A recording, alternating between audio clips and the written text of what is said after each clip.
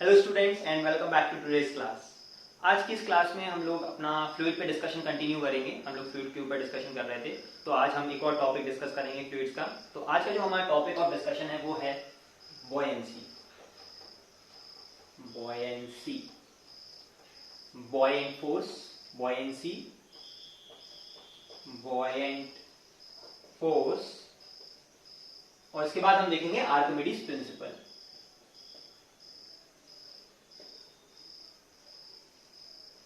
Archimedes principle, okay.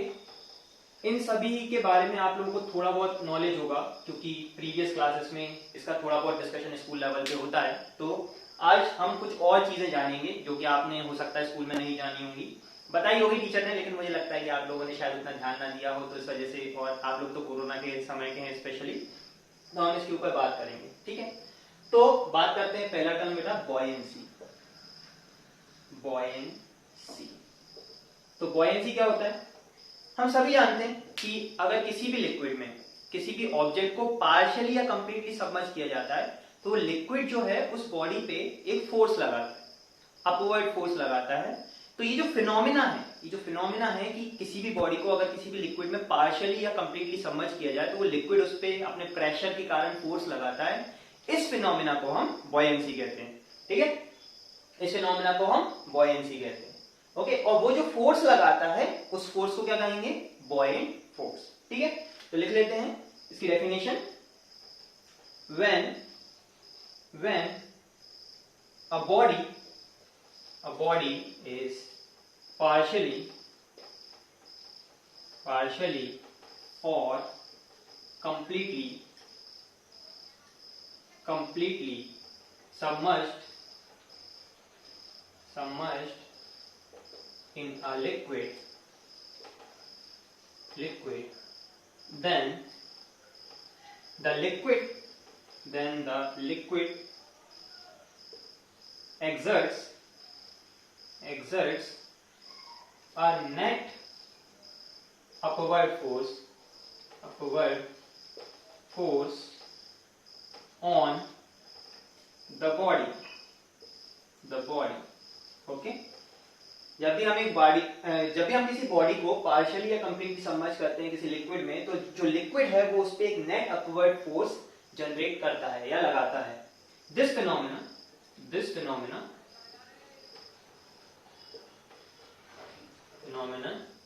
is called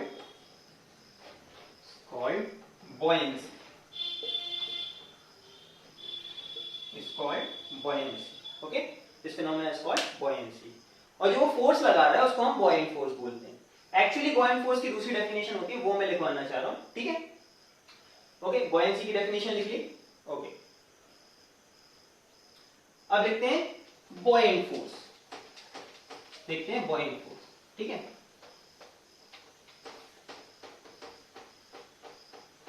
buoyant force,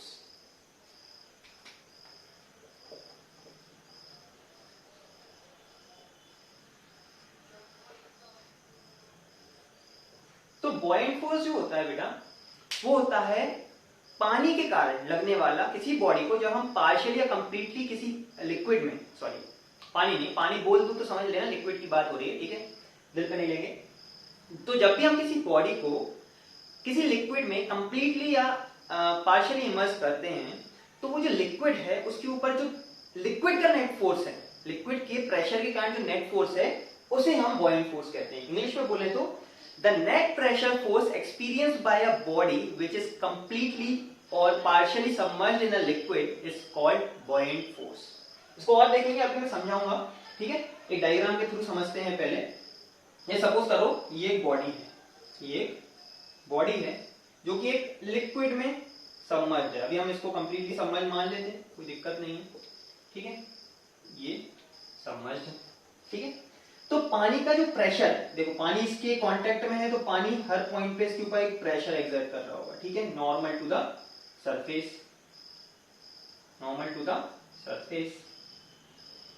ठीक है, okay. हर point पे एक प्रेशर एक्सर्ट कर रहा होगा P, जो कि हर पॉइंट पे, एवरी पॉइंट पे जरूरी नहीं है कि P ही होगा, अलग अलग पॉइंट पे अलग अलग भी हो सकता है, ठीक है। ये प्रेशर, अगर मैं किसी भी प्रेशर को उसके स्मॉल एरिया से प्रोडक्ट करूंगा तो मुझे उस पॉइंट पे एक फोर्स मिलेगा, ठीक है। स्मॉल स्मॉल एरिया पे स्मॉल स्मॉल प्रेशर का मल्टीप्लाई करूंगा तो उस पॉइंट पे एक फोर्स मिलेगा। वो फोर्स अलग अलग डायरेक्शन में है। अब इन सभी फोर्सेस का ये डीएफ डीएफ लिख दूं अगर मैं, ये डीएफ है, ये डीएफ है, ये डीएफ है, ऐसे सभी डीएफ हैं। ये सभी डीएफ का जब मैं वेक्टर एडिशन इस बॉडी पे करूंगा तो इस बॉडी पे वो जो नेट वेक्टर एडिशन है वो मुझे अपवर्ड मिलेगा, वो मुझे अपवर्ड मिलेगा, जिसे मैं बॉयंट फोर्स बोलूंगा एफबी। ओके, उन सभी वेक्टर, इन सभी फोर्सेस का जब मैं वेक्टर एडिशन इस बॉडी पे करूंगा तो उसका जो वेक्टर एडिशन है वो मुझे नेट अपवर्ड मिलेगा, उसे मैं बोलता हूं बॉयंट फोर्स। ओके, तो वही से डेफिनेशन आती है बॉयंट फोर्स की, the net pressure force experienced by a body due to a liquid is called buoyant force over it. It may be partially or completely submerged in the liquid. ऐसे एक partially submerged body बना देता हूं, देखो जैसे, ठीक है, जैसे यहां तक लिक्विड है, तो ये लिक्विड इस बॉडी पे कहां कहां फोर्स लगा होगा, यहां पे ऐसे फोर्स जनरेट कर रहा होगा, यहां से ऐसे फोर्स जनरेट कर रहा होगा, यहां से ऐसे फोर्स जनरेट कर रहा होगा, ठीक है। तो अब आप मुझे खुद बताओ, ठीक है, इससे समझ में ज्यादा अच्छे से आता है कि ये नेट फोर्स अपवर्ड ही क्यों आया, ठीक है। अभी मैं यहाँ पे इसी बॉडी को कंप्लीटली समझ करके भी दिखा दूंगा कि ये नेट फोर्स अपवर्ड ही क्यों आया। पहले आप 2 मिनट सोचने की कोशिश करो कि ये नेट फोर्स अपवर्ड ही क्यों आया। देखो यहाँ पे बहुत आसानी से दिख रहा है कि यहाँ से अगर कोई सपोज करो F1 जनरेट हुआ इस पूरे प्रेशर इनटू एरिया के कारण, तो यहां से भी जो फोर्स है वो प्रेशर, क्योंकि ईच पॉइंट पे डेप्थ जो है, मतलब ये सिमेट्रिक पॉइंट्स है तो डेप्थ बराबर है फ्री सरफेस से, तो प्रेशर सेम होगा, प्रेशर इनटू एरिया सेम होगा, तो इधर वाला फोर्स और इधर वाला फोर्स भी बराबर होगा, ठीक है। ये दोनों फोर्स कैंसिल होगा एक दूसरे को, तो ना बॉडी लेफ्ट जाएगी ना बॉडी राइट जाएगी। ये फोर्स अगर मैं इसको F2 बोलूं तो ये प्रेशर इनटू बेस एरिया, इस बेस एरिया को मैं बोल दूं तो यहाँ पे प्रेशर P, तो ये प्रेशर कितना हो जाएगा यहाँ से रो जी, अगर ये डेप्थ जो इसकी सबमर्ज्ड है वो कुछ h मान लूं मैं, तो रो जी h यहाँ पॉइंट पे प्रेशर हो जाएगा इनटू एरिया, ये एक फोर्स जनरेट करेगा और यही फोर्स होगा मेरा बॉयंट फोर्स, ठीक है। This buoyant force will be equal to pressure into base area. अभी के लिए मुझे ये मिल रहा है, ठीक है, प्रेशर इनटू एरिया। समझ में आया कि नहीं आया, बोलो समझ में आया, ठीक है। प्रेशर इनटू एरिया, यहाँ पे भी प्रेशर इनटू एरिया, वो नेट अपवर्ड आएगा। इसमें भी मैं आपको एक्सप्लेन कर देता हूँ कि नेट अपवर्ड ही क्यों आएगा, ये जानने वाली बात है। ये आपको हो सकता है अर्लियर क्लासेस में नहीं पता होगा, आपने कभी सोचा भी ना हो। सोचा है कि ये फोर्स अपवर्ड ही क्यों होता है किसी भी बॉडी पे, किसी भी बॉडी पे ये अपवर्ड ही क्यों आएगा, क्यों? क्योंकि हमें पता है, जैसे मान लो हमें पता है कि एक स्टैटिक फ्लूइड में अगर हम सरफेस से देखें तो सेम हाइट पे सेम प्रेशर होता है, राइट। सेम हाइट पे सेम प्रेशर है। जैसे मैं इस बॉडी को चेंज कर देता हूं, ओके, इस बॉडी को चेंज कर देता हूं तो समझने में ज्यादा आसानी होगी। नोट कर लेंगे, ठीक है, ओके, समझने में आसानी होगी, ठीक है। वो आएगा हर बॉडी के लिए सेम, लेकिन हम एक इजी सी बॉडी लेके चलेंगे ताकि हमें समझ में आए। देखो बेटा, समझने से मतलब है ना, बाकी पीएचडी वगैरह तो आईआईटी में जाने के बाद कर लेना, ठीक है। अभी हमें समझ में आना चाहिए, हमें मतलब है किससे, सिलेक्शन से, ठीक है। तो जैसे ये बॉडी देखें, बहुत आसानी से दिखता है, इस वजह से मैं ले रहा हूं। सपोज करो इसकी टोटल हाइट h है, ठीक है, और ये जो अपर पॉइंट है ये कुछ h हाइट पे है, स्मॉल h हाइट पे है, ठीक है। अब मैं देखता हूं इसके ऊपर net pressure force due to liquid. ये जो सरफेस है यहाँ पे नेट प्रेशर फोर्स, ये प्रेशर ऐसे होगा तो एक नेट प्रेशर फोर्स डाउनवर्ड आएगा, ठीक है। मैं इसको कुछ F1 नाम दे देता हूँ, ठीक है। अब इस सरफेस पे ऐसे प्रेशर होगा और वो एक नेट प्रेशर फोर्स इस डायरेक्शन में जनरेट करेगा ऐसे, ठीक है। मैं इसको कुछ F2 नाम दे देता हूँ, ठीक है। ऐसे ही इस सरफेस पे अगर आप देखोगे ऐसे ये प्रेशर है, तो ये जो एक नेट प्रेशर फोर्स जनरेट करेगा ये पूरा प्रेशर, इसको मैं भी F2 ही बोलूंगा। क्यों? क्योंकि ये सिमेट्रिक है, सेम हाइट पे सेम डेप्थ पे सेम प्रेशर मिलेगा, एरिया से मल्टीप्लाई होकर वो सेम फोर्स जनरेट करेगा। सिमेट्रिक सिचुएशन है ना, समझ में आता है। और बेस में जो प्रेशर है वो सपोज करो, मतलब ठीक है, यहां से जो नेट प्रेशर फोर्स जनरेट होगा वो कुछ 3 होगा। अब बहुत ही आसानी से दिख रहा है कि यहाँ पे जो फोर्स होगा F1 की वैल्यू होगी वो P1 इंटू ए होगी। इस पॉइंट पे मतलब इस फेस पे, इस वन फेस पे जो प्रेशर है P1 इंटू ए होगी। और P1 की जो वैल्यू है मेरे पास, P1 की जो वैल्यू है मेरे पास, मैं यहां पे लिख देता हूं F1 is equal to P1 की वैल्यू आएगी रो जी H1, रो डेंसिटी का फ्लूइड है, into A. Okay, in the same way F3 की जो वैल्यू आएगी, F3 की वैल्यू रो g H plus H into ए। ओके, तो हमें पता है कि देखो कोई भी बॉडी लो, आप पतली से पतली बॉडी लो या मोटी से मोटी बॉडी लो, उसकी कुछ ना कुछ थिकनेस होगी, कुछ ना कुछ थिकनेस तो होगी। एकदम जीरो थिकनेस की बॉडी बना नहीं सकते। उस थिकनेस के कारण ही ऊपर वाली सरफेस और नीचे वाली सरफेस के बीच में प्रेशर डिफरेंस जनरेट हो जाएगा, ऑटोमेटिकली जनरेट हो जाएगा। और नीचे वाला प्रेशर ज्यादा है, अगर हमें जो प्रोजेक्शन एरिया है वो जो भी मिलेगा, तो वो नेट जो जनरेट करेगा वो इंटीग्रल सम करके हम निकाल भी सकते हैं, प्रूव भी कर सकते हैं, that is not the part of our syllabus. तो वो हमेशा ऊपर ही आएगा। और ऐसे कैसे आएगा? ऊपर मतलब पैरेलल टू, ये sorry perpendicular to the free surface of the liquid आएगा, perpendicular to free surface of the liquid आएगा। ठीक है, फ्री सरफेस ऑफ लिक्विड के परपेंडिकुलरली अपवर्ड, मतलब समझ में आया? जैसे इसका फ्री सरफेस ऐसा है तो परपेंडिकुलर टू।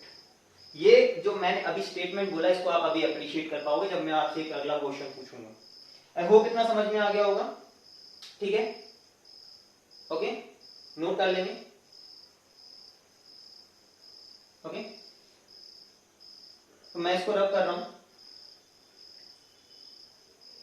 ये जो नेट फोर्स है अगर यहां से निकालना चाहें तो ये आ जाएगा F3 minus F1 is equal to, okay, आगे इसका एनालिसिस करते हैं। F3 minus F1, okay, F3 minus F1 ये कितना आ जाएगा? Rho g H plus rho g H into ए माइनस, सॉरी इसको ए से मल्टीप्लाई भी करना पड़ेगा। ओके, रो जी, इसको मैं ब्रैकेट को ओपन कर देता हूं, F3 लिखता हूं तो rho g h a plus rho g h a minus rho g h a. तो इसमें से एक टर्म कैंसिल हो गया। मेरे पास जो नेट फोर्स आया F net is equal to F3 minus F1 is equal to F3 minus F1 is equal to rho g H into a, rho g H into a. ठीक है, रो g H into ए। अच्छा, अब मैं इसमें थोड़ा manipulation करता हूं, इसमें मैनिपुलेशन करता हूं। तो ये मैंने क्या किया, ये रो क्या है? ये रो है इस लिक्विड का डेंसिटी, लिक्विड की डेंसिटी। तो ये क्या हो गया? और H इंटू ए, मेरे पास जो H इंटू ए है वो क्या बन जाएगा? इसका H इंटू बेस एरिया ये बन जाएगा मेरे पास volume of this body. Okay, the volume of this body will be H into a. और रो इंटू जी क्या बन जाएगा? रो इंटू जी बन जाएगा, सॉरी रुक जाओ इसको लिखते हैं। ठीक है, तो ये बन जाएगा rho into volume of the body into g. ठीक है, H इंटू ये क्या बन गया? वॉल्यूम बन गया, rho into volume of the body into g. ठीक है, अब मैं क्या कर सकता हूं, ये रो है लिक्विड की डेंसिटी और V है वॉल्यूम, वॉल्यूम ऑफ द जो बॉडी है। अब मैं देखूं अगर क्या ये V volume of the displaced fluid भी होगा कि नहीं होगा। इस केस में ये बॉडी कंप्लीटली सबमर्ज्ड है, तो इसने कितना लिक्विड डिस्प्लेस किया होगा, इस लिक्विड का कितना वॉल्यूम डिस्प्लेस किया होगा अपने वॉल्यूम के बराबर, क्योंकि कंप्लीटली सबमर्ज्ड है, राइट। तो क्या मैं इसको ये भी लिख सकता हूं, rho into volume of the displaced fluid. सही है, V will be equal to volume of the displaced fluid also. तो क्या ये rho into volume of the displaced fluid mass of the displaced fluid बन जाएगा, mass of the displaced fluid into G। Okay, और ये mass of the displaced fluid into G will also be equal to weight of displaced fluid। अब देखो इसको यहां पे ना लिखते हुए कहां लिखें, यहां लिख देते हैं, will be equal to weight of displaced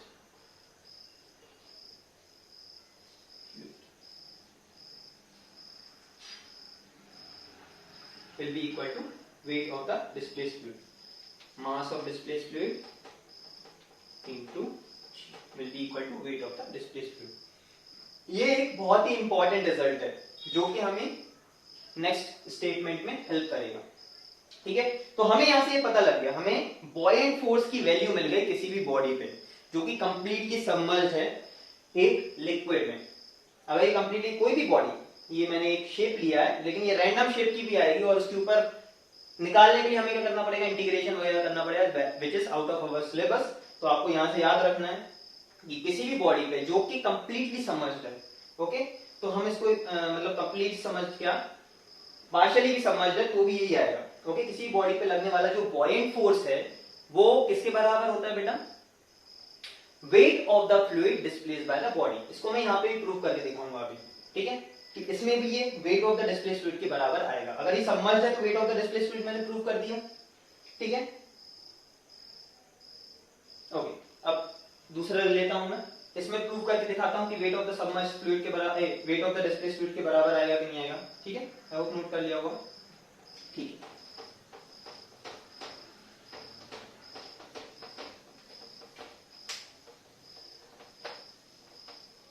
ठीक है, देखो इसमें निकालते हैं बॉयंट फोर्स. तो बॉयंट फोर्स हमारे पास क्या है, net pressure force over this body सब applied by the liquid. Liquid ने इस बॉडी के ऊपर नेट कितना प्रेशर फोर्स अप्लाई किया. तो देखो F1 और F2 तो कैंसिल हो गए हॉरिजॉन्टल डायरेक्शन में.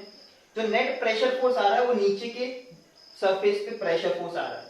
तो F net will be equal to F2 which is equal to, ये प्रेशर फोर्स कितना हो जाएगा, pressure into area, pressure into area.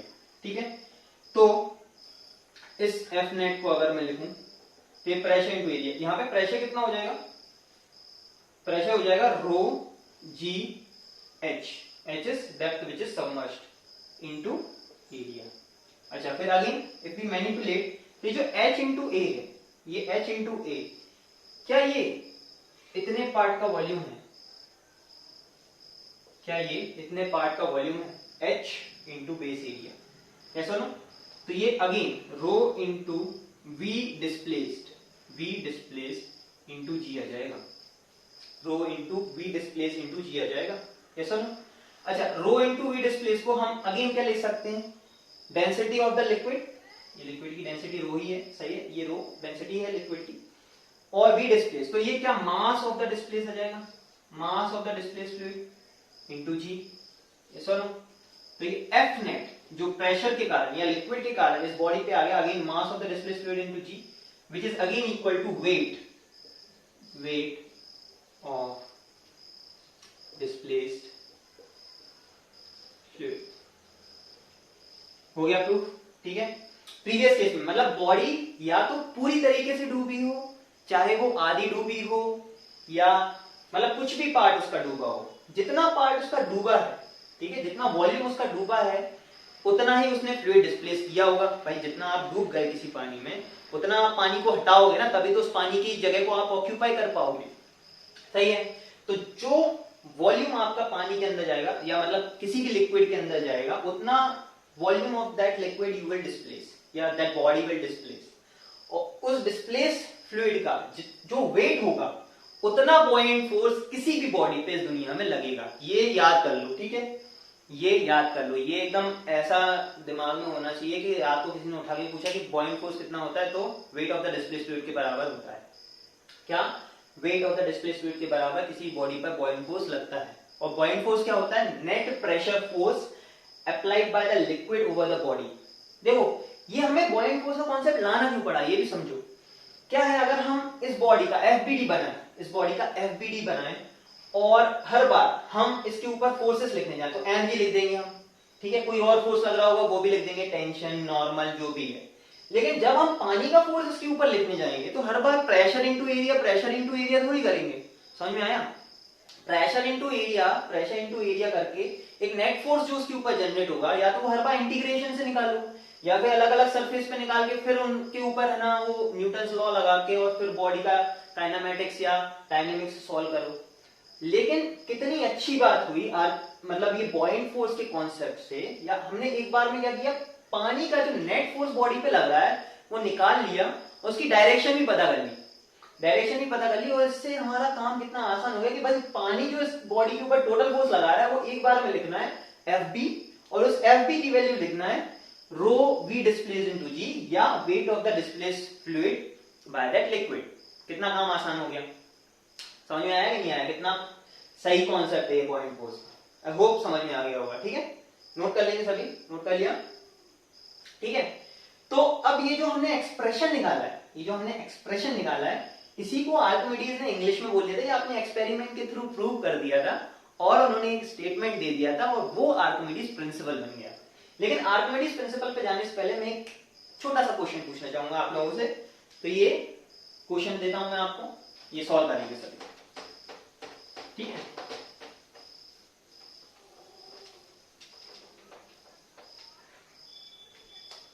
तो एक छोटा सा क्वेश्चन है, देखते हैं कितने लोग सॉल्व कर पाएंगे। हमने देखा था अभी, मतलब प्रीवियस क्लासेस में एक टाइप का क्वेश्चन होता है कि सपोज करो हमारे पास एक कंटेनर है, ठीक है, एक कंटेनर, और इसमें हम एक स्टैटिक फ्लूइड रखते हैं, ठीक है, इसमें फ्लूइड को हमने ऐसे भर दिया, और ये है, इसको हमने एक ऐसे बीकर में रख दिया, ठीक है। अब हम इस पूरे इसमें हमने एक एक्सेलरेशन दे दिया, कांस्टेंट एक्सेलरेशन, इस ट्रॉली को हमने एक कांस्टेंट एक्सेलरेशन दे दिया है, ग्रेविटी तो नीचे है ही। तो हमें ये बताना है कि जब हम इसको एक कांस्टेंट एक्सेलरेशन से आगे की तरफ मूव करेंगे, तो अगर मैं इसमें किसी बॉडी को लीव करूं जो कि फ्लोट कर सकती है, फ्लोट कर सकती है मतलब, या फिर नहीं भी कर सकती है, फ्लोट करे या नहीं करे वो अलग बात है, बॉइंट फोर्स तो अपने हिसाब से लगता है, ठीक है। तो एक बॉडी को अगर मैं इसके अंदर छोड़ूं, एक बॉडी को अगर मैं इसके अंदर छोड़ूं इस स्टेट में, तो इस बॉडी पे लगने वाला जो नेट बॉइंट फोर्स है, इस बॉडी पे लगने वाला जो नेट बॉइंट फोर्स है, क्या वो अभी भी ऊपर की डायरेक्शन में लगेगा या किसी और डायरेक्शन में लगेगा? हमारे पास कुछ ऑप्शंस हैं। द नेट फोर्स, मतलब आपको बताना है, एक बार कंडीशन बता देता हूं कि ये है हमारे पास स्टैटिक रखा था, फिर हम इस पूरी ट्रॉली को एक कांस्टेंट एक्सेलरेशन से आगे मूव करने लगे, ठीक है। हमें ये बताना है कि जब ये ट्रॉली कांस्टेंट एक्सेलरेशन से आगे की तरफ जाएगी, तो इस बॉडी पे, एक पूरा ट्रॉली एक कांस्टेंट एक्सेलरेशन से आगे जाएगी, तो इस बॉडी पे लगने वाला जो बॉयंट फोर्स है वो किस डायरेक्शन में होगा? तो अगर मैं कुछ डायरेक्शंस को नाम दे दूं कि ये अप है, ये 1 है, ये 2 है, ये 3 है, ये 4 है, ये 5, 6, 7, 8। ओके, आप लोगों को बताना है कि इन सब में से किस डायरेक्शन के लॉन्ग उसके ऊपर बॉइंट फोर्स लगेगा। मतलब हमें अप्रोक्सीमेट आंसर देना, ऑब्वियसली एग्जैक्टली नहीं बताना है, ठीक है। एग्जैक्ट वैल्यू भी हम निकाल सकते हैं, मैं आपको निकाल के भी दिखाऊंगा। तो आपको बताना है कि ये ट्रॉली कांस्टेंट एक्सेलरेशन से आगे जाने लगे, तो इस बॉडी पे लगने वाले बॉइंट फोर्स क्या वो अभी भी ऊपर ही रहेगा या फिर किसी और डायरेक्शन में चला जाएगा, और अगर किसी और डायरेक्शन में जाएगा तो इनमें से किस डायरेक्शन में जाएगा? सोचो सोचो, ठीक है। आई होप आप लोगों ने सोच लिया होगा, तो मैं बताता हूं, ठीक है। आप में से कितनों का आंसर 1 है? अभी भी 1 है, ठीक है। तो मैं बता दूं ये गलत जवाब है, ठीक है। आप में से कितने लोगों का आंसर 5 है? तो ये सही जवाब, ठीक है। ये 5 मतलब अलोंग दिस डायरेक्शन, 1 और 2 के बीच में कोई डायरेक्शन मिलेगी, एग्जैक्ट एंगल भी मैं निकाल के बताऊंगा, इस डायरेक्शन में हमारे ऊपर बॉइंट फोर्स लगेगा, ठीक है। समझते हैं इस क्वेश्चन को।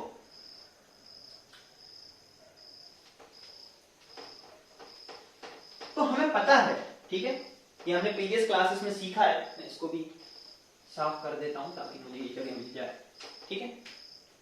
हमने प्रीवियस क्लासेस में सीखा है कि अगर हम इस बीकर को एक कांस्टेंट एक्सेलरेशन से आगे की तरफ ले जाएं, तो हमारा जो ये फ्री सरफेस है लिक्विड का वो कुछ एंगल पे टिल्ट हो जाएगा, ठीक है, वो कुछ एंगल पे टिल्ट हो जाएगा, यहाँ पे लिक्विड है, ठीक है। और ये जो एंगल है इसकी वैल्यू आती है थीटा आता है tan inverse a by g, ठीक है, या tan theta is equal to a by g आता है।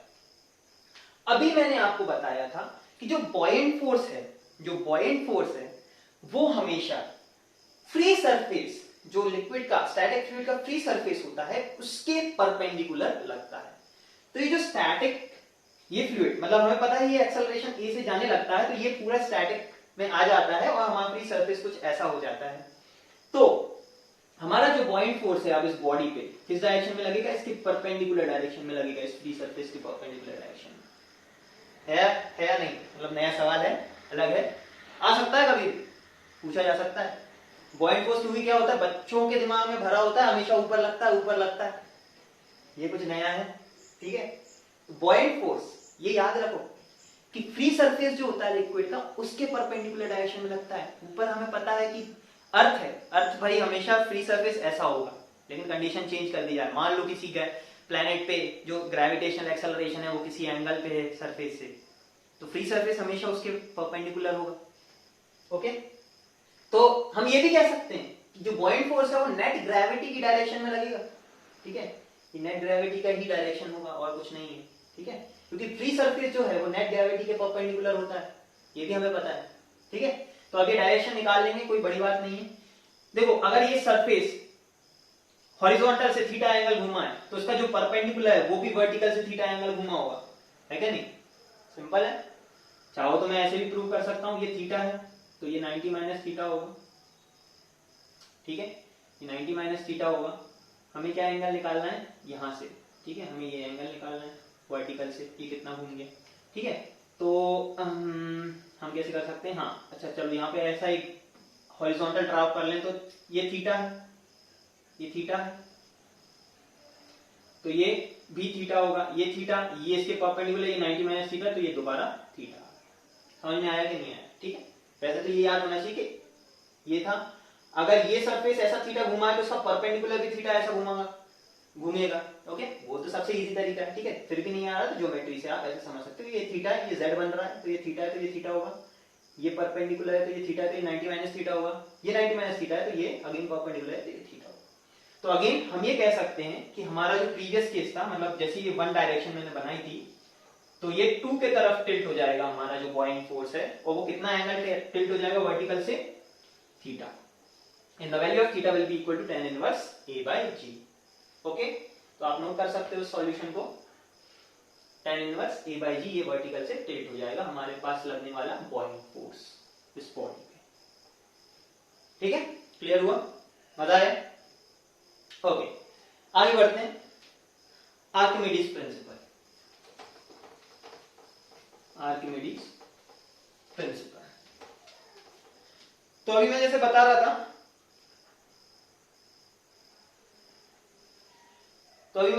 था, हमने एक एक्सप्रेशन निकाला था कि बॉडी पे लगने वाला net buoyant force is always equal to wait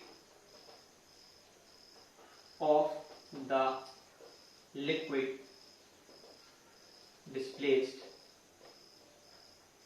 displaced by the body, ठीक है।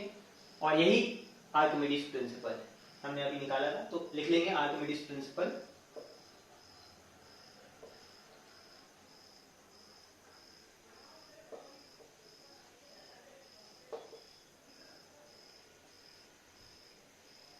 Archimedes principal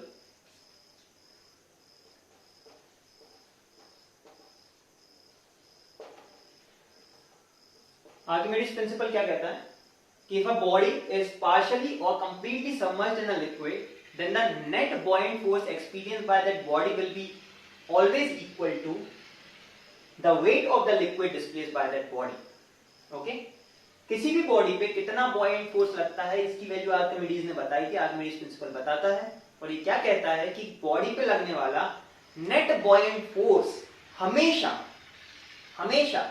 wait of the liquid displace bye the body के बराबर होगा। उस बॉडी ने जितना भी लिक्विड डिस्प्लेस किया है, आप उसका वजन ले लो, उस वजन के बराबर बॉइंग फोर्स उसके ऊपर लग रहा होगा। ओके, तो लिख लेंगे the Boeing force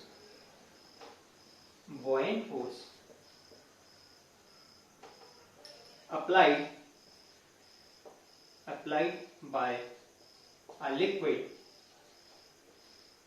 over a body partially or fully submerged in it will be equal to the weight of the liquid displaced by body चाहे पार्शियली डूबी हो या कंप्लीटली डूबी हो, उसने जितना भी लिक्विड का वॉल्यूम डिस्प्लेस किया है, उसमें डूबने के बाद उस लिक्विड का आप वजन ले लो, उतना बॉइंग फोर्स उस बॉडी पे लग रहा होगा। Simple as that. बहुत ही इजी करती है इस स्टेटमेंट ने हमारी लाइफ, बहुत इजी। आप समझोगे नहीं या मतलब एप्रिशिएट तब कर पाओगे जब आप इस चीज को समझ लोगे। वरना मैंने बताया कि अगर आपको मतलब किसी लिक्विड के कारण किसी बॉडी पे फोर्स वगैरह लिखना होता तो कितना डिफिकल्ट काम होता। अब हमें पता लग गया कि अगर कोई बॉडी किसी लिक्विड में है तो एक फोर्स लगाना है, बॉइंग फोर्स। उस बॉइंग फोर्स की वैल्यू इससे निकाल लेनी है, रो।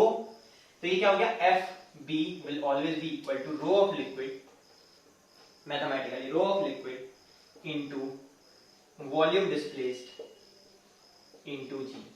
यही होगा weight of the liquid, rho into V mass हो गया, weight mass of displaced liquid into जी। ये हम पढ़ते भी हैं 9-10 क्लास में, अर्ली क्लासेस में यही फॉर्मूला हमें पता होता है, आर्किमिडीज प्रिंसिपल का लगाते हैं, निकालते हैं, लेकिन एप्रिशिएट नहीं कर पाते। क्यों? क्योंकि हमारे पास इतनी समझ नहीं होती है। प्रेशर के बारे में बहुत ज्यादा बताया नहीं जाता है, pressure, depth, this and that. अब आई थिंक आप अप्रिशिएट कर पा रहे हो, मुझे जहां तक लगता है, और मुझे जितनी बताने में खुशी हो रही है आप भी आप फील कर पा रहे हो कि कितना आसान कर दिया इसने हमारी लाइफ को। ठीक है, ओके। बॉइंग फोर्स इतना होता है, ठीक है, बॉइंग फोर्स इतना होता है। चलो आगे चलते हैं। ठीक है, आगे अब हम क्या कर लेते हैं, हम कर लेते हैं analysis of a body in a liquid, मतलब लिक्विड में एक बॉडी है, उसका हम कुछ एनालिसिस कर लेते हैं। अब लिक्विड में एक बॉडी या तो कंप्लीटली सबमर्ज हो सकती है या पार्शियली सबमर्ज हो सकती है। तो इसके बेसिस पे हमारे दो केसेस बना लेते हैं। हम केस 1 बना लेते हैं, केस 1 जिसमें हमारी बॉडी कंप्लीटली सबमर्ज्ड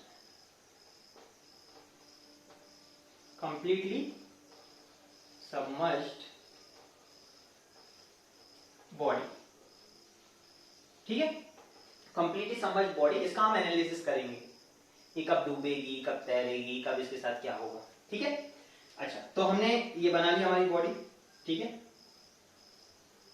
ओके, हमने क्या मान लिया, इसका वॉल्यूम V है, इसकी खुद की डेंसिटी रो है। ठीक है, इसकी खुद के जो बॉडी की डेंसिटी, और ये एक यूनिफॉर्म बॉडी है। ठीक है, completely submerged body which is uniform. ये भी एक इंपॉर्टेंट है, मतलब अगर आप एनालिसिस कर रहे हो, यूनिफॉर्मिटी थोड़ा सा हम लेके चल रहे हैं। ठीक है, ताकि एनालिसिस कर पाए, मतलब ताकि हम कुछ एग्जैक्ट रिजल्ट्स निकाल पाए। ठीक है, ये यूनिफॉर्म होगी तभी हम थोड़ा सा कह पाएंगे जो हम रिजल्ट्स निकालेंगे कि ये ट्रू है। ठीक है, तो हमने यूनिफॉर्म डेंसिटी की एक बॉडी मान ली जिसकी डेंसिटी रो है, वॉल्यूम V है। अब इसको हमने किसी लिक्विड में कंप्लीटली सबमर्ज कर दिया। इस लिक्विड की डेंसिटी मैंने रो L मान। ठीक है, तो अब इस पे हम एनालिसिस करेंगे। इसका एनालिसिस हम करेंगे डायनामिक एनालिसिस। तो इस बॉडी पे लगने वाले हम फोर्सेस लिखेंगे, इसके ऊपर लग रहा होगा इसका खुद का mg, और जो दूसरा फोर्स लगा रहा होगा वो पानी। देखो ये फोर्स किसने लगाया, अर्थ ने, और जो इसके कांटेक्ट में है वो है पानी, या मतलब लिक्विड। तो ये लिक्विड इसके ऊपर लगाया होगा बॉइंग फोर्स। क्या इसके ऊपर और कोई फोर्स लग रहा है? ओके, तो अभी इस कंडीशन में इसके ऊपर और कोई फोर्स नहीं लग रहा है, हम कोई और फोर्स लगा भी नहीं रहे। ठीक है ना, नॉर्मल ना कुछ, ना हाथ से कुछ कुछ नहीं लगा रहे हैं, हम सिर्फ दो फोर्सेस के अंदर इस बॉडी का एनालिसिस कर रहे हैं, दो फोर्सेस के इन्फ्लुएंस में, बॉइंट फोर्स और mg। ठीक है, तो हम क्या लिख सकते हैं, क्या इसके ऊपर लगने वाला mg, इसकी वैल्यू मैं लिख सकता हूं, ये हो जाएगा rho of the body into volume of the body into g. क्या मैं ये लिख सकता हूं, रो इंटू वी मास हो जाएगा इस बॉडी का इंटू जी। ठीक है, अच्छा बॉइंट फोर्स की वैल्यू में आर्किमिडीज प्रिंसिपल से लिख सकता हूं, तो आर्किमिडीज प्रिंसिपल से बॉइंट फोर्स की वैल्यू कितनी हो जाएगी, it will be equal to the weight of the liquid displaced by the body. तो रो वीजी हमें फॉर्मूला पता है, उसमें रो क्या होता है, रो लिक्विड का होता है। ठीक है, rho of liquid, V is volume displace, तो कितना वॉल्यूम ये बॉडी डिस्प्लेस कर रही है, इसे खुद के वॉल्यूम के बराबर, कंप्लीटली सबमर्ज्ड है, कंप्लीटली सबमर्ज्ड है ना, तो पूरा वॉल्यूम डिस्प्लेस कर रही होगी खुद के वॉल्यूम के बराबर इनटू जी। ओके, तो ये दो फोर्सेस है, सिर्फ दो ही फोर्सेस हैं। अब इन दोनों फोर्सेस में जो भी होगा, ये बड़ा होगा तो ये नीचे ले जाएगा, ये बड़ा होगा तो ये ऊपर ले जाएगा, ये दोनों बराबर होंगे तो बॉडी वहीं की वहीं रहेगी। तो तीन केसेस पॉसिबल। ठीक है, तो केस 1, इसमें भी सब केस ए। ठीक है, सब केस ए। अगर हमारा पहला केस क्या हो गया कि suppose the weight of the body itself is greater than the Boeing force, या वेट ऑफ लिक्विड डिस्प्लेस्ड, मतलब बॉडी का खुद का वजन डिस्प्लेस लिक्विड के वजन से ज्यादा है, तो बॉडी क्या करेगी, body will sink, the body will sink. क्यों, क्योंकि भाई ये नीचे ले जाएगा, ये ऊपर है, ये फोर्स नीचे ले जाएगा उसको, बॉडी सिंक कर जाएगी।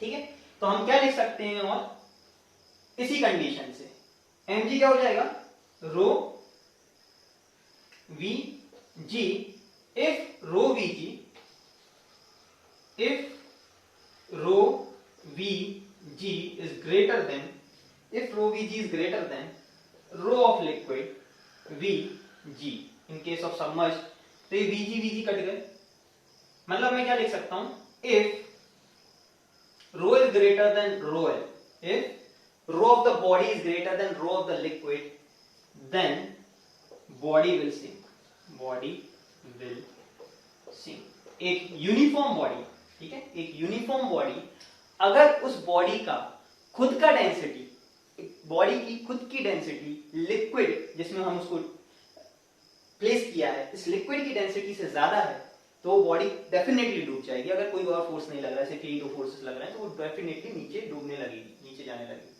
Simple as that. यूनिफॉर्म इसीलिए दी है। देखो ऐसे तो पत्थर क्या है, हम एक मान लो एक हॉलो स्फीयर ले लें, ठीक है, प्लास्टिक का बना हुआ, उसके अंदर एक पत्थर को रख दें तो वो तैर जाएगा। लेकिन उस केस में इस बॉडी की डेंसिटी यूनिफॉर्म थोड़ी हुई, इसीलिए हमने एक पर्टिकुलर केस लिया है। तैर तो फिर भी सकता है ना, मतलब नॉन यूनिफॉर्म डेंसिटी की बॉडी है वो, तैरा तो ली, लेकिन हम उसमें कुछ पर्टिकुलरली नहीं लिख पाएंगे।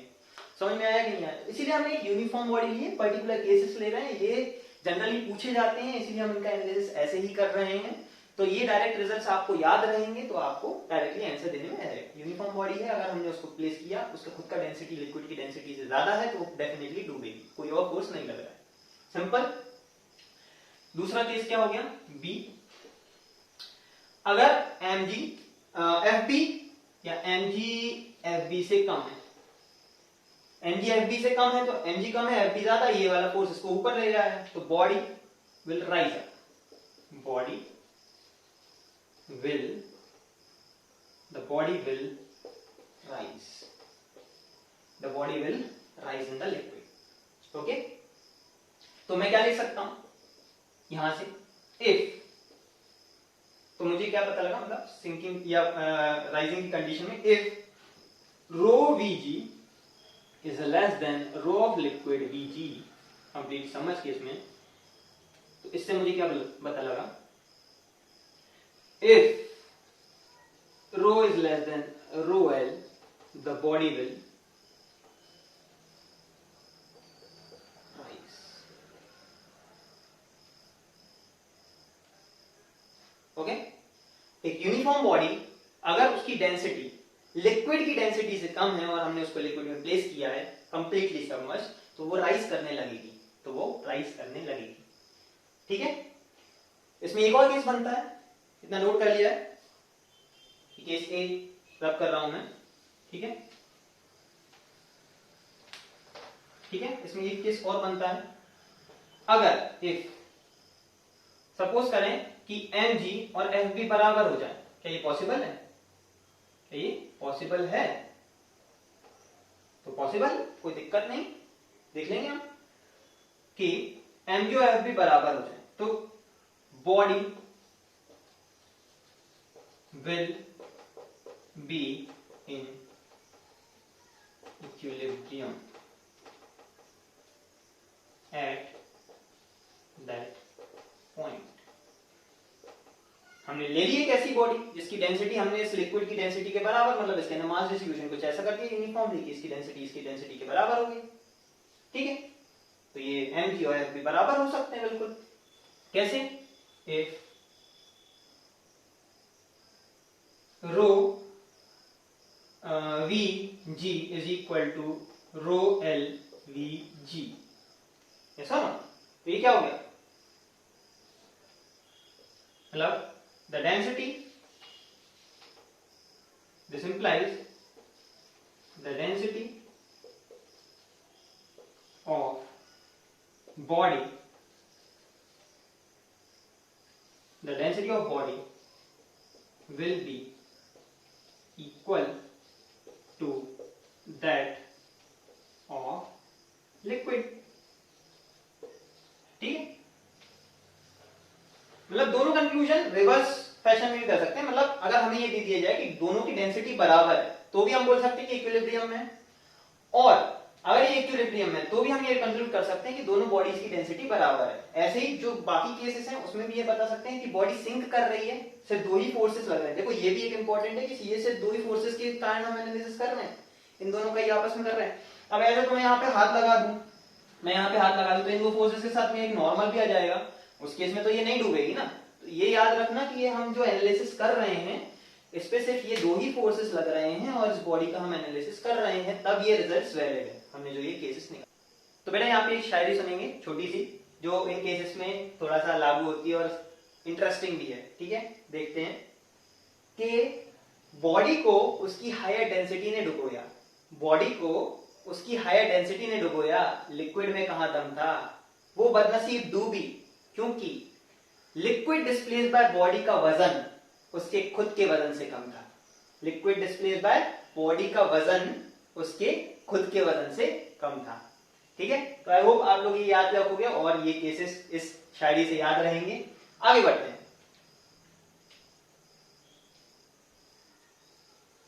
आगे बढ़ते हैं, देखेंगे केस 2, ठीक है। तो केस 2 है हमारे पास,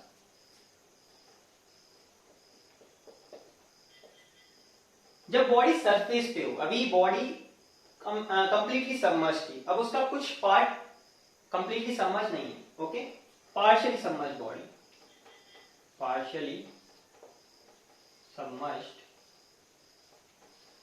बॉडी, ठीक है। तो पार्शियली सबमर्ज्ड बॉडी का कुछ पार्ट वॉल्यूम मतलब कुछ वॉल्यूम लिक्विड के बाहर होगा, ठीक है। तो मैंने ये बॉडी ले ली अगेन, ठीक है, और ये पार्शियली सबमर्ज्ड है लिक्विड में, मतलब सपोज करो लिक्विड का जो फ्री सरफेस है वो यहाँ, ठीक है, ऐसे ही सबमर्ज्ड। तो मैं मान लेता हूं अगेन वही बॉडी है, तो V वॉल्यूम है और इसकी डेंसिटी रो है, ठीक है, यूनिफॉर्म बॉडी है अगेन। तो और मैं ये और मान लेता हूं कि इसका जो पार्ट है जो कि लिक्विड में डूबा हुआ है, ऐसे मान लेते हैं हम, ठीक है, जो लिक्विड में डूबा हुआ है, सबमर्ज्ड है, VS सबमर्ज्ड, ठीक है। तो हम क्या कहेंगे कि अगर ये बॉडी तैर रही है तो इसके ऊपर लगने वाला mg और इसके ऊपर लगने वाला बॉयंट फोर्स दोनों बराबर होंगे इस केस में भी, ठीक है। तो हम क्या कह सकते हैं कि mg will be equal to fb, mg equal to fb। अगर हमने सिर्फ इसको छोड़ दिया है और ये दो फोर्सेस ही लग रहे हैं और ये बॉडी इक्विलिब्रियम में है, ऐसे में हम ये कह सकते हैं कि mg is equal to fb, ठीक है। और मैं क्या कह सकता हूं rho of the body, N को क्या लिख सकता हूँ, rho of the body into V of the body into G should be equal to F B. Buoyant force कितना हो जाएगा, कैपिटल बी लिख रहा हूं तो बी लिख देता हूं, एफ बी बॉयंट फोर्स हो जाएगा weight of the fluid displaced by the body. Weight of the fluid displaced by the body कितना हो जाएगा, rho of liquid, okay, rho of liquid, rho L लिख देता हूं, into volume submerged, volume submerged into जी। ये G जी cut गया। अब volume submerged कितने के बराबर होगा, ये जो है वीएस है, या डिस्प्लेस या सबमर्ज्ड एक ही बात होती है ना। तो यहां से मुझे क्या मिल जाएगा कि rho into V of the body, rho into V of the body will be equal to rho L into V submerged. ये एक रिलेशन मिल जाएगा मुझे, ये रिलेशन मिल जाएगा, मतलब इनका प्रोडक्ट बराबर हुआ, ओके, इनका प्रोडक्ट। अगर ये बॉडी तैर रही है तो इस तरीके से रिलेशन मिल जाएगा। कई बार हमसे ये पूछा जाता है कि इस बॉडी का कितना पार्ट सबमर्ज नहीं है या कितना फ्रैक्शन सबमर्ज है, कितना फ्रैक्शन सबमर्ज है, तो V submerged upon V of body is equal to, V submerged upon V of body will be equal to rho upon rho of liquid, rho of body upon rho of liquid, ठीक है। इतना fraction submerge है total volume का, तो ये कितने के बराबर आ जाएगा, rho of body divided by rho of liquid, ठीक है। ऐसे ही हमारा आ जाएगा, ओके। नोट कर लेंगे इसको, भाई क्वेश्चन करेंगे, ठीक है। तो क्वेश्चन पे बढ़ने से पहले तो एक स्टेटमेंट बोलूंगा बेटा, है ना, इस स्टेटमेंट को हमेशा याद रखोगे तो दिक्कत नहीं आएगी। मतलब डूब रही है बॉडी या तैर रही है या मतलब क्या है अभी कुछ, क्योंकि ये कुछ क्वेश्चंस कराऊंगा वहां पे ये स्टेटमेंट काम आएगा। सुनो ध्यान से, अगर कोई भी बॉडी किसी भी लिक्विड में सिर्फ बॉयंट फोर्स के दम पे तैर रही है, सिर्फ बॉयंट फोर्स के दम पे तैर रही है, अपने वजन और बॉयंट फोर्स लग रहा है उस पर और वो तैर रही है, तो उसने इतना लिक्विड जरूर डिस्प्लेस किया होगा जिसका वजन, उसने इतना लिक्विड जरूर डिस्प्लेस किया होगा जिसका वजन उसके खुद के वजन के बराबर है। बॉडी के जितना खुद का वजन है अपने वजन के बराबर उसने लिक्विड डिस्प्लेस किया है, इतना लिक्विड डिस्प्लेस किया जिसका वजन उसके खुद के वजन के बराबर है, बस इतना याद रखो। अगर उससे कम डिस्प्लेस किया है तो वो डूब रही है, उतना वॉल्यूम, ठीक है। देखो वो लिक्विड जो डिस्प्लेस करेगी वो एक यूनिफॉर्म डेंसिटी का लिक्विड होगा, तो क्या हम ये कह सकते हैं अगर उसने ज्यादा वॉल्यूम डिस्प्लेस किया, मतलब ज्यादा वजन का लिक्विड, ज्यादा वजन लिक्विड का ज्यादा वजन डिस्प्लेस किया है, तो वजन को वॉल्यूम से रिलेट करो और अभी देखना क्वेश्चन कराऊंगा वहां पे ये काम आएगा। स्टेटमेंट एक बार ध्यान से सुन लो कि अगर कोई बॉडी अपने वेट और बॉयंट फोर्स के इन्फ्लुएंस में तैर रही है तो उसने इतना लिक्विड, जिस भी लिक्विड में वो तैर रही है, इतना लिक्विड जरूर डिस्प्लेस किया, इतने लिक्विड का वजन, इतने वजन का लिक्विड, इतने वजन का लिक्विड जरूर डिस्प्लेस किया है जितना उसका खुद का वजन है। सिंपल, ठीक। तो हम कुछ क्वेश्चन करेंगे जल्दी से और आज के इस लेक्चर को रैप अप करेंगे, जो कि कई कॉम्पिटिटिव एग्जाम्स में पूछे जाते हैं, उन क्वेश्चंस को मैं लूंगा, ठीक है। एक पहले न्यूमेरिकल बेस्ड क्वेश्चन, फिर कुछ लॉजिकल बेस्ड क्वेश्चन जो कि बॉयंट फोर्स से रिलेटेड या मतलब इसी जो मैंने अभी स्टेटमेंट बोला उसके ऊपर रिलेटेड होते हैं, ठीक है। तो क्वेश्चन लिखेंगे, a block of density 0.8 gram per centimeter cube is placed in water density 1 gram per centimeter cube is placed in water 1 gram per centimeter cube. The dimension of block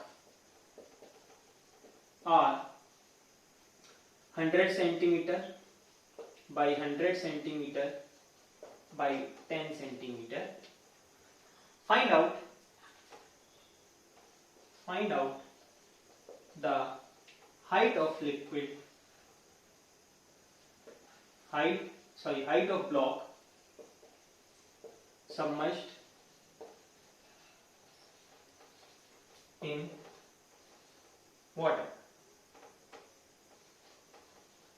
water में कितना height उसका submerged है वो हमें निकालना है।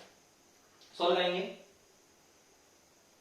Pause करके solve करेंगे, ठीक है। ओके चलो सॉल्व करते हैं, ठीक है। तो हमें बताना है कि ये कितना सबमर्ज है, तो हमें पता है, चलो हम ब्लॉक बना लेते हैं, ठीक है।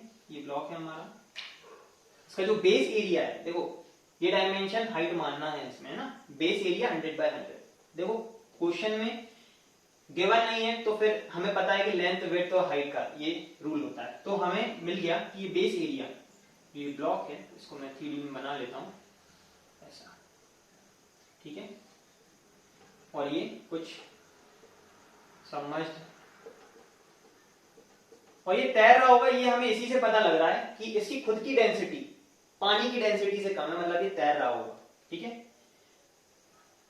तो हमने ये मान लिया कि इसकी कुछ हाइट h जो है वो पानी में डूबी हुई है। तो हमें क्या पता लगता है कि इसके ऊपर दो ही फोर्स लग रहे हैं, बॉयंट फोर्स F ही लिख देता हूं, F भी बार बार ना लिखते हुए, और इसके ऊपर एक mg लग रहा है। तो हम बैलेंस कर देंगे, mg की वैल्यू क्या हो जाएगी, rho of body v g, rho of body into V of body into g, और ये बराबर होना चाहिए बॉइंट फोर्स के। बॉइंट फोर्स की वैल्यू क्या हो जाएगी, rho of liquid into volume displaced into G. तो ये जी कट गया, जी कट गया। रो ऑफ बॉडी कितना है हमारे पास, ये है 0.8। देखो ग्राम पर सेंटीमीटर क्यूब में और बाकी सब भी सेंटीमीटर में दिया, तो हम डायरेक्टली पुट कर सकते हैं, ठीक है। Into volume of the body, volume of body कितना हो जाएगा हमारे पास 100/100/10 should be equal to rho of liquid कितना है हमारे पास 1 ग्राम पर centimetre cube, and this will into volume of displace. Volume displace कितना होगा, देखो बेटा बेस एरिया इनटू हाइट, इतना ही इसने डिस्प्लेस किया होगा कि नहीं किया होगा। यहाँ पे जो पानी आना था जो पहले होता, ठीक है, उसको हटा के ये इसमें आ गई होगी, तो इतना इसने डिस्प्लेस किया है। मैंने सिर्फ इसको इसीलिए बनाया ताकि हमें पता लगे कि इतना डूबा हुआ है, ठीक है। तो 100/100/h ये डिस्प्लेस, तो ये 100 कट गया, 100 हमें ये मिला h is equal to 8 centimetre. h is equal to 8 centimetre, मतलब यहाँ पे ये 8 सेंटीमीटर डूबा हुआ है। ये आ गया हमारा आंसर, ठीक है। बहुत ही आसानी से निकल गया हमारा, ठीक है। 8 सेंटीमीटर डूब के ही इसने इतना पानी डिस्प्लेस कर दिया जिसका वजन इसके खुद के वजन के बराबर है, समझ में आया। तो ये बोलता हूं 8 सेंटीमीटर डूब के ही इसने इतना पानी डिस्प्लेस कर दिया है जिसका वजन इसके खुद के वजन के बराबर है, इसलिए तैर रही है। अब अगला क्वेश्चन, इसी में पार्ट दूसरा, पार्ट बी, हमें निकालना है कि अगर हम इस पूरी बॉडी को, इस बॉडी का कुछ पार्ट ऊपर है जो कि 2 सेंटीमीटर, ठीक है, बहुत ही आसान सी बात है, क्योंकि ये 10 सेंटीमीटर है तो 2 सेंटीमीटर ऊपर होगा, 8 सेंटीमीटर डूबा हुआ है। तो अगर कोई बोले कि हमें ऐसे ऊपर से अगर मैं इस ब्लॉक को पुश करूंगा तो ये पूरा डुबा सकता हूं मैं बाहर से फोर्स लगा के, तो हमें बताना है how much force should be applied on top face of block to just submerge it, मतलब इसका टॉप फेस जस्ट सबमर्ज हो जाए, उसके लिए हमें इसके ऊपर कितना फोर्स लगाना पड़ेगा वो आप निकालिए।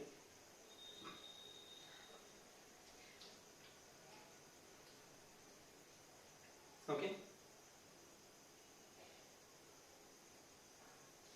तो मैं निकालता हूं, ठीक है। अगर हमें इसे जस्ट सबमर्ज करना है तो ये जो ब्लॉक है, इस ब्लॉक को मैं अब साइड व्यू में ऐसे ही बना देता हूं, 3D नहीं बनाता, ठीक है। ये पूरा सबमर्ज हो गया।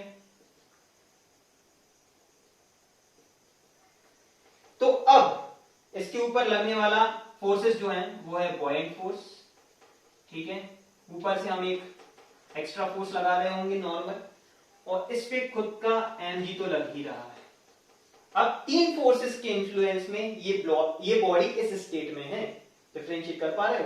यहाँ पे सिर्फ 2 ही फोर्सेस थे जो लगते हैं इसके ऊपर और हमने सिर्फ इसका एनालिसिस किया था। ये तीसरा फोर्स हमने बाहर से लगाया है, तब जाके ये डूब पाई है। यस और no?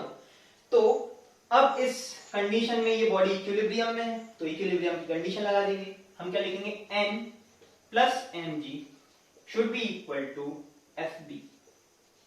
N plus mg should be equal to Fb, ये हमारी इक्वेशन बन जाएगी। तो N की वैल्यू हमें निकालनी है, तो N की वैल्यू जो हो जाएगी वो Fb माइनस mg हो जाएगी। अब ये बताओ, ये जो बॉयंट फोर्स है ये पहले वाले बॉयंट फोर्स के बराबर ही होगा या उससे ज्यादा हो जाएगा? ये उससे ज्यादा होगा कि नहीं होगा भाई?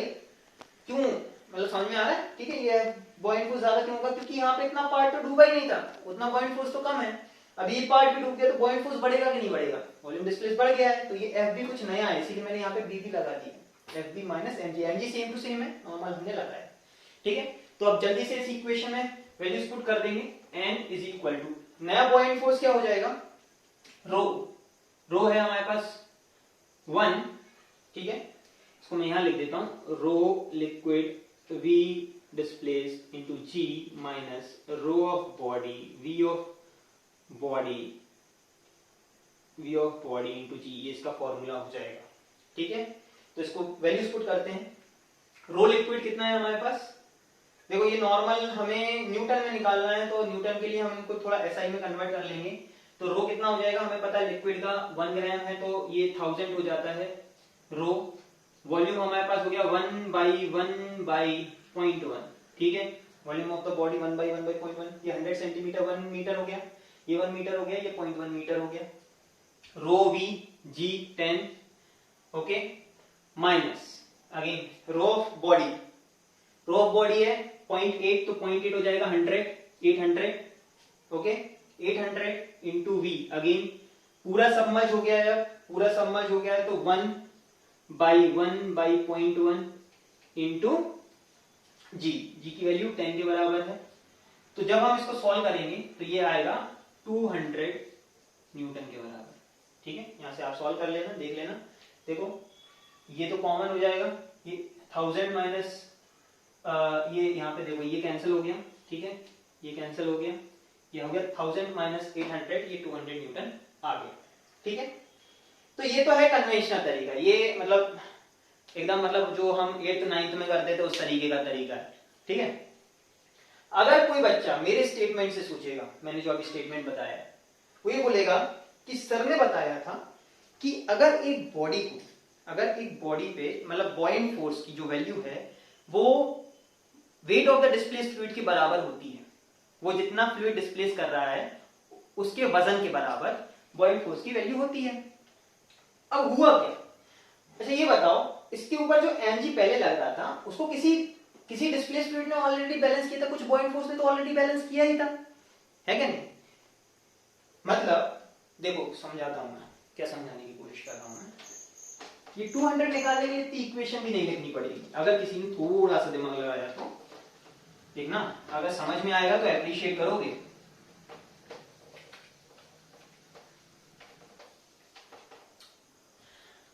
अब इसी क्वेश्चन को करने का एक स्मार्ट तरीका समझते हैं। ठीक है, देखो पहले ये बॉडी ऐसे थी, ठीक है, ये बॉडी ऐसे थी और यहाँ पे 2 सेंटीमीटर नहीं डूबा था और 8 सेंटीमीटर डूबा था। ठीक है, 2 सेंटीमीटर नहीं डूबा था, 8 सेंटीमीटर डूबा था। अब हमें क्या करना है, इस पूरे पार्ट को इस लिक्विड के अंदर डुबो देना है। ठीक है, ये पूरा 10 सेंटीमीटर इसके अंदर डूब जाए। अच्छा ये बताओ, इस पे जो mg लग रहा था और इस पे जो fb लग रहा था, क्या इसके ऊपर लगने वाले बॉयंट फोर्स ने जो डूबा हुआ पोर्शन है इसी के mg को बैलेंस किया था या पूरे के mg को बैलेंस किया था? जो ये बॉयंट फोर्स है इसने इस पूरे के वेट को बैलेंस कर दिया था, इस ब्लॉक के पूरे वेट को बैलेंस कर दिया था इनिशियली, ये सब ना है ना। उसने ये तो नहीं कहा था कि जितना डूबा हुआ है सिर्फ उतने के वेट को मैं बैलेंस करूंगा बॉयंट फोर्स ने, ऐसा नहीं कहा था। उसने पूरे के वजन को बैलेंस किया था, मतलब इतना फोर्स इसके ऊपर ऑलरेडी है। अच्छा जब ये पोर्शन डूब जाएगा तब भी क्या मैं ये कह सकता हूं कि जो 8 सेंटीमीटर है, ये जो 8 सेंटीमीटर है इतने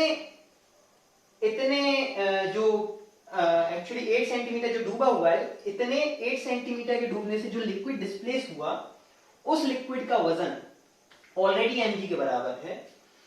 जो 2 सेंटीमीटर एक्स्ट्रा डुबाना है, उस पे जो बॉइंट फोर्स जनरेट होगा, उसको बैलेंस करने के लिए हमें नॉर्मल लगाना पड़ेगा।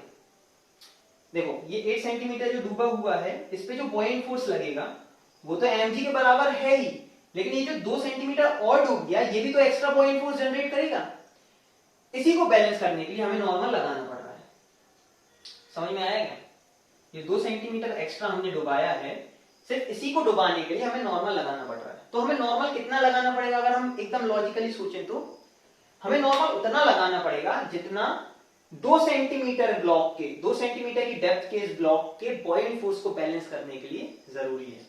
इस 2 सेंटीमीटर की डेप्थ के ब्लॉक पे बॉइलिंग फोर्स कितना जनरेट होगा? जितना ये वॉल्यूम डिस्प्लेस करेगा लिक्विड का, उसके वजन के बराबर। ये देखो ये 2 सेंटीमीटर की डेप्थ, इस ब्लॉक की 2 सेंटीमीटर की डेप्थ कितना बॉइलिंग फोर्स जनरेट करेगी?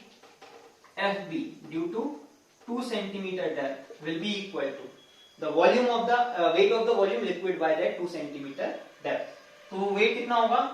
Rho of liquid into volume displaced into G. तो rho of liquid हमारे पास है 1000, ऐसा यूनिट में ले लेता हूं। कितना डिस्प्लेस होगा? 100 by 100 by 2 सेंटीमीटर। 100 जो हो जाएगा वो 1 by 1 by 0.02 हो जाएगा कि नहीं हो जाएगा? ये 2 सेंटीमीटर विल बी 0.02, इतना वॉल्यूम डिस्प्लेस हुआ। Rho V G, G is equal to 10। तो ये देखो ये 200 न्यूटन है या नहीं है? ये जो 200 न्यूटन बॉयंट फोर्स इसके ऊपर एक्स्ट्रा लगा, इसी को बैलेंस करने के लिए हमें नॉर्मल एक्स्ट्रा लगाना पड़ेगा। उतना ही एक्स्ट्रा नॉर्मल लगाना पड़ेगा जितना इसके बॉयंट फोर्स को, इस पोर्शन के बॉयंट फोर्स को बैलेंस करने के लिए जरूरी है, इसके कारण जो जनरेट हो। मे भी अभी स्टार्टिंग में उतना नहीं समझ में आता है, आपको क्वेश्चन प्रैक्टिस करने पड़ेंगे, तब इस मेथड को आप अप्रिशिएट कर पाओगे। इससे हमारी कितनी कैलकुलेशन बची? अगर सिर्फ आप दिमाग लगा पाए, बॉयलिंग फोर्स को समझ पाए, मतलब वो एक अलग ही फीलिंग हो जाएगी फिर आपके लिए। एकदम ऐसे चुटकियों में क्वेश्चन सॉल्व होंगे। समझ में आया कि नहीं आया? तो इसी के साथ आज की क्लास खत्म करते हैं, ठीक है? अगली क्लास में हम आगे के टॉपिक्स देखेंगे and thank you for listening.